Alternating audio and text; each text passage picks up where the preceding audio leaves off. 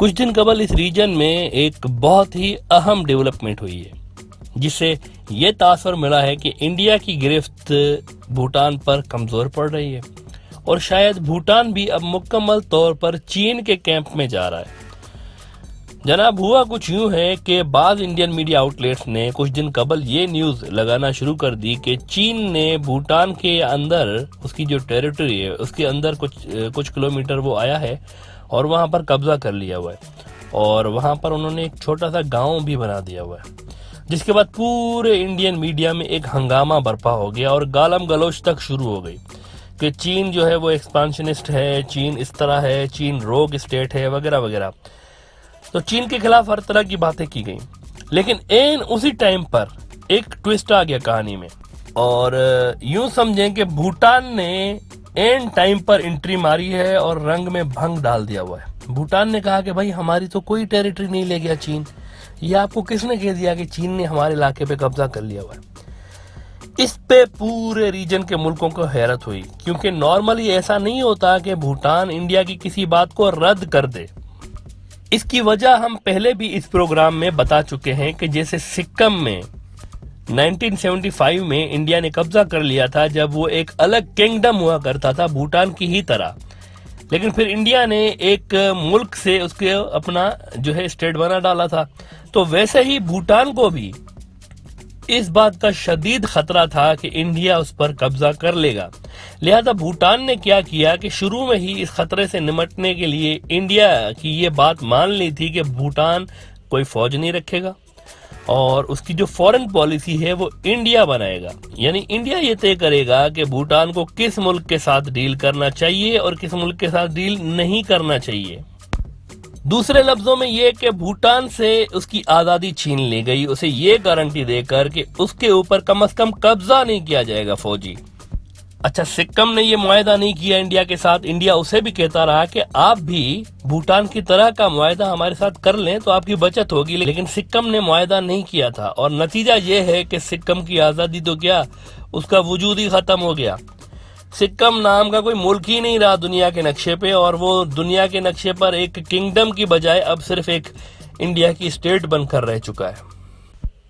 लेकिन अब जो डेवलपमेंट्स हो रही हैं ये बहुत ही परेशान कुन है इंडिया के लिए, क्योंकि सैटेलाइट की जो इमेजेस हैं जो इंडियन मीडिया दिखा रहा है उनमें भी ये नजर आ रहा है कि कोई गांव वहां वाकई बना है और वहां पर कोई एक्टिविटी हुई है वाकई में भी। और भूटान के अंदर कम से कम 9 किलोमीटर के इलाके में ये इंफ्रास्ट्रक्चर मौजूद है जो कि इंडियन मीडिया बता रहा है, लेकिन भूटान ने डिनाई कर दिया है कि भाई हमारा कोई इलाका चीन ने नहीं लिया हुआ है। ये एक अजीब बात है। इस पे इंडिया को ये परेशानी लायक हो गई है कि कहीं ऐसा तो नहीं कि भूटान ने चुपचाप चीन से जाकर डील कर ली है कि हमारी ये बाउंड्री है, आपकी ये बाउंड्री है, अब हमारी आपके साथ एक इंटरनल सेटिंग है। तो इस पे इंडिया को परेशानी लायक हो गई है कि कहीं सीक्रेट डील ना हो चुकी हो चीन और भूटान की, और इसी वजह से चीन के भूटान के अंदर घुस के आने के बावजूद भी भूटान ये डिनाई कर रहा है कि ऐसा हुआ ही नहीं है। इसका साफ मतलब यह है कि भूटान से इंडिया का जो रोल है वो तकरीबन खत्म हो चुका है या खत्म होने जा रहा है। और भूटान, कौन सोच सकता था कि भूटान भी चीन के असर के नीचे आएगा। देखिए, अकेला इस रीजन में एक भूटान ही था जो कि इंडिया के हर एक्शन को अनकंडीशनली सपोर्ट करता था। इंडिया जो मर्जी कर ले भूटान उसको सपोर्ट करता था, अपनी मजबूरियों की वजह से, जाहिर सी बात है। लेकिन यहाँ पर एक बात आपको बता दें कि अगर चीन की भूटान के साथ कोई डील हुई भी है तो ये ज्यादा हैरानकुन बात नहीं होगी। इसकी वजह क्या है? देखिए, भूटान ने 2017 में ही देख लिया था कि इंडिया कितने पानी में। 2017 में ही भूटान समझ गया था कि इंडिया की जानिब से उससे कोई प्रोटेक्शन मिल ही नहीं सकती। बिला वजह में वो चीन की दुश्मनी लेकर बैठा हुआ है इंडिया की कैंप में मुकम्मल तौर पर शामिल होके। क्योंकि 2017 में क्या हुआ था कि डोकलाम के इलाके में, डोकलाम जो कि भूटान का इलाका था, तो उस इलाके में चीन आके बैठ गया था। अब इस छोटी सी पट्टी की चीन को क्या जरूरत पड़ गई थी डोकलाम वाली को? असल में चीन सिग्नल दे रहा था कि भाई आप बिला वजह में इंडिया के कैंप में क्यों बैठे हुए हैं, ये सिग्नल दे रहा था भूटान को।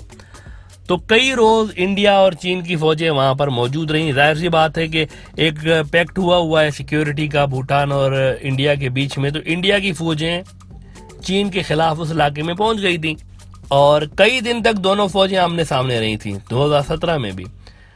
लेकिन उसके बाद क्या हुआ कि इंडिया अचानक से पीछे हट गया था,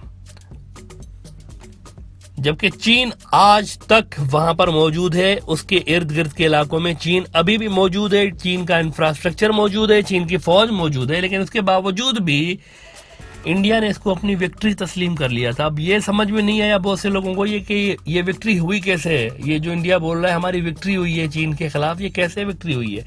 दरअसल ये एक टैक्टिकल मूव था चीन का, और चीन को जो हासिल करना था चीन ने उस वक्त हासिल कर लिया था। इस वक्त भी पूरी दुनिया की तरह भूटान भी ये नोटिस कर रहा है कि लद्दाख में जब इतना बड़ा इलाका इंडिया ने लूज कर दिया हुआ है, 1000 स्क्वायर किलोमीटर से भी ज्यादा, ये फिगर हम नहीं बता रहे, ये इंडियन मीडिया के कुछ आउटलेट्स क्लेम कर रहे हैं।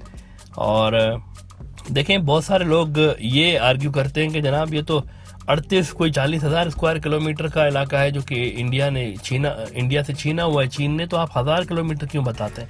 तो यहाँ ये क्लेरिफिकेशन जरूरी है कि मौजूदा जो क्लैश है इसमें 1000 किलोमीटर की फिगर आ रही है कि अभी जो है वो चीन ने 1000 किलोमीटर का इलाका लिया हुआ इंडिया से। ये जो आप 40,000 38,000 की फिगर सुनते रहते हैं, इसमें ये अक्सर चीन और पुराने इलाके भी शामिल कर लिए जाते हैं जो कि पहले चीन ले चुका है इंडिया से पिछली जंगों में। तो भूटान भी तो इसी दुनिया में रहता है, भूटान कोई मार्स का मुल्क तो है नहीं।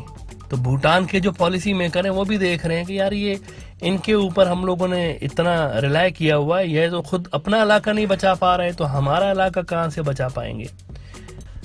ऐसे में अजब नहीं होगा कि भूटान खुद ही चीन से डील करके बात ही खत्म कर दे, ये बिल्कुल पॉसिबल है। और इस वक्त इंडियन हलकों में ये प्रोबेबिलिटी डिस्कस हो रही है कि कहीं ऐसा वाकई तो नहीं हो चुका, क्योंकि इसका अब सबूत भी सामने आ चुका है कि इंडिया ने एक क्लेम किया और भूटान ने उस क्लेम को रद्द करके चीन के स्टांस को इंडोर्स किया है, जिससे ये साफ जाहिर हो जाता है कि पर्दे के पीछे कुछ ना कुछ तो है। अगर कुछ ना कुछ नहीं है तो बहुत कुछ है। बहरहाल इस वक्त इंडिया के जो डिप्लोमेट्स हैं उनकी दौड़ें लगी हुई हैं और वो भाग भाग कर भूटान पहुंच रहे हैं कि ये असल में हुआ क्या है और ये कैसे हो चुका है। हमने अगर एक क्लेम किया है चीन के लिए और सैटेलाइट की इमेजेस भी शो कर रही हैं, तो भूटान ने डिनाई क्यों किया हुआ है अपनी टेरिटरी को चीन जाने से। और क्या वाकई ऐसा तो नहीं हो गया कि भूटान वाकई में चला गया चीन की तरफ। तो इस बात को लेकर इस वक्त इंडिया में परेशानी की लहर पाई जा चुकी है और उनके जो डिप्लोमेटिक सर्कल्स हैं वो पूरी तरह एक्टिव हैं इस वक्त। और भूटान के जो पॉलिसी मेकर्स हैं, भूटान के जो किंग हैं, उनसे रब्ता किया जा रहा है कि भाई ये जरा इसको क्लियरफाई करें कि ये हुआ क्या है। लेकिन इस वक्त इंडिया की जानिब से वैसे मुकम्मल खामोशी है। ऑफिशियली इंडिया ने इस पर कोई रिस्पॉन्स नहीं दिया है कि वाकई क्या भूटान का इलाका छीना जा चुका है या नहीं छीना जा चुका। अभी तक ये जो बात है ये मीडिया में चल रही है, लेकिन यह है कि इंडिया की जानिब से एक पुरस्कार किस्म की खामोशी है, जिसे बहुत से एनालिस्ट सख्ते का नाम दे रहे हैं कि इस वक्त इंडिया सख्ते में है कि कहीं भूटान भी ना उसको टाटा बाय बाय बोलकर और चीन की तरफ जा चुका हो। और ये बिल्कुल मुमकिन है क्योंकि जब नेपाल जैसा मुल्क, नेपाल जो कि किंगडम हुआ करता था, नेपाल भी भूटान और बिल्कुल इसकी सिक्किम की तरह, तो वो भी एक किंगडम था, उस पर भी एक बादशाह था। लेकिन अचानक से कुछ वहां पर ऐसा हो गया कि वहां पर किंगडम की जगह जमहूरियत आ गई और वो प्रो चाइना जमहूरियत आ गई, यानी वहां पर कम्युनिस्ट पार्टी आ गई।